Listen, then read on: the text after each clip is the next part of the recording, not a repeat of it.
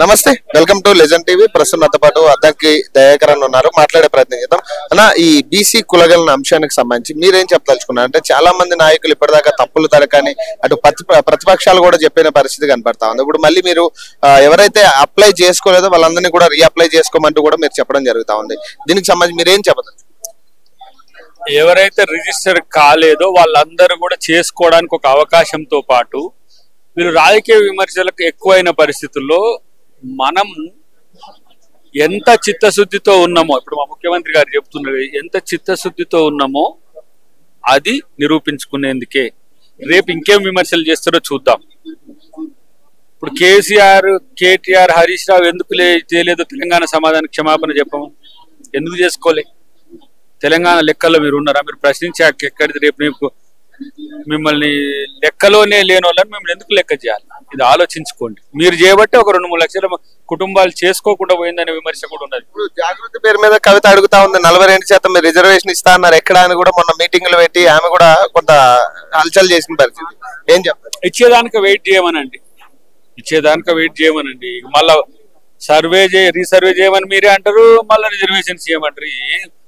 అన్నేం అట్ట అంటది, శల్యం ఇట్టంటారు. ఏదో ఒకటి క్లారిటీ మీ ఇద్దరు తెచ్చుకోరు. ఫస్ట్ 42% డెఫినెట్ గా కాంగ్రెస్ ప్రభుత్వం ఇవ్వబోతున్నది. ఎర్రబెల్లి దయాకర్ మాట్లాడుతూ 25 ఎమ్మెల్యేలు కాంగ్రెస్ పార్టీ నుంచి చంపడానికి రెడీగా ఉన్నారు. కాంగ్రెస్ పార్టీ కుప్పకూలే పరిస్థితి ఉంది. వాళ్ళ ఎమ్మెల్యేల ద్వారానే ఆమె పార్టీ నాశనం అవుతా ఉంటుందని ఆయన చెప్తా ఉన్నారు. దీనికి పగటి కాలాలు కాలొద్దని చెప్పు. ఆయన కలిస్తే మా ఎర్రబెల్లి గారికి పగటి కాలాలు వద్దనా? మావాడే ఫామ్ హౌస్ లో కూర్చొని చీకటి కళలు కంటున్నాయి. ఆయన ఈ పగటి కాలాలు చీకటి కళలు ఎందుకు? ఫస్ట్ మీ పార్టీని చూసుకోరు, మీ నాయకుడిని బయటకు వచ్చేటట్టు చూసుకోరు, ఉన్నోళ్ళని పోకుండా కాపాడుకోరు. నిన్న కల్వకుంట్ల కవిత పింక్ బుక్ అనే ఒక అంశం బయటకు తీసుకొస్తా ఉంది. ఇందులో అందరి పేర్లు నోట్ చేస్తా ఉన్నా, నెక్స్ట్ మా పార్టీ అధికారంలోకి వస్తుంది, అప్పుడు వీళ్ళందరి పని తెలుస్తా అంటూ ఆమె ఒక సవాల్ విసిరింది. వచ్చినప్పుడు చేయమని, మళ్ళా పార్టీ అధికారంలోకి వచ్చినప్పుడు చేయమని. ఇక్కడ ప్రజల పక్షాన కొట్లాడే నాయకులు ఉన్నారు కాబట్టి ప్రజల పక్షాన కొట్లాడే నాయకుల మీద మీరు పింక్ బుక్ పెట్టినా, రెడ్ బుక్ పెట్టినా, గ్రీన్ బుక్ పెట్టినా, ఏ బుక్ పెట్టినా దాన్ని ఎదుర్కొనేందుకు సిద్ధం ఉండే వచ్చి ఇవాళ ముఖ్యమంత్రి అయ్యిండు. మా ఫైనల్ గా ఈ బీసీ కులగణన కావచ్చు, ఎస్సీ కులగణనకు సంబంధించి బయట జరుగుతున్న చర్చ కోసం మీరేం చెప్పదలుచుకున్నారు? కొంతమంది ఎస్సీ ఎవ్వరు మీరు ఈ సొల్లుగాల ముచ్చట్లినకండి. మీకు సమస్య ఉంటే నేరుగా మండల ఆఫీసును సంప్రదించండి. ఎస్సీలకు సంబంధించిన అంశంలో మీకు ఏకసభ్య జడ్జి కమిషన్ ఉంది, రెండోది కేబినెట్ సబ్ కమిటీ ఉంది. దీనికి మించి ఇంకా మీకు ముఖ్యమంత్రి గారితో కూడా కన్సల్టేషన్ కావాలంటే అది కూడా ఏర్పాటు చేస్తుంది. ఎవరికి అన్యాయం పార్టీ చేయదు, అశాస్త్రీయంగా అసలే చేయదు. బీసీ జనగణన విషయంలో కూడా అనుమానాలు అవసరం లేదు. మళ్ళీ సర్వేని కంటిన్యూ చేయడానికి కూడా ఇప్పుడు ఈ ఓపెన్ చేసినాం. ఇప్పటికీ మీరు రికార్డ్ చేసుకోవడానికి, కానీ 42% అనేది టెక్నికల్ గా దాన్ని రిజర్వేషన్ ఇవ్వబోతున్నాం.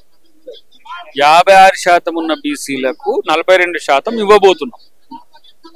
దీంట్లో ముస్లింలు ఉండని బీజేపీలు అన్నా, క్రిస్టియన్స్ ఉండని ఇంకొకళ్ళన్నా వాళ్ళు రాజకీయ దురుద్దేశాలతోనే. BCC Christian, converted Christian. బీసీల్లో 8% మండల్ కమిషన్ లోనే 8% ముస్లింస్ ఉన్నారు. వాళ్ళు తెలంగాణలో కొంచెం ఎక్కువ ఉన్నారు కాబట్టి మీకు 10% రావచ్చు. కానీ అసలు బీసీలలో ముస్లింలలో లేరని ఈ సన్నాసులు, పిచ్చి సన్నాసులు ఇక మాట్లాడకురా ఆయన. మీకు చరిత్ర తెలియదు, తెలంగాణ ఏందో తెలియదు, ఇండియా ఏందో తెలియదు. ఇలా మండల్ కమిషన్ రికార్డ్స్ చూడండి మీరు, 1990లో వచ్చిన రిపోర్ట్స్ చూస్తే తెలుస్తుంది. కాబట్టి కాంగ్రెస్ ప్రభుత్వం పారదర్శకత ఉంటది. అవసరమైతే కొంచెం స్లో అయినా ఇంకా మరింత క్వాలిటేటివ్ గా చేస్తుంది. అంటే మీ ఇలాంటి వాళ్ళు చేయబట్టి మీకు సమాధానం చెప్పాలి కదా.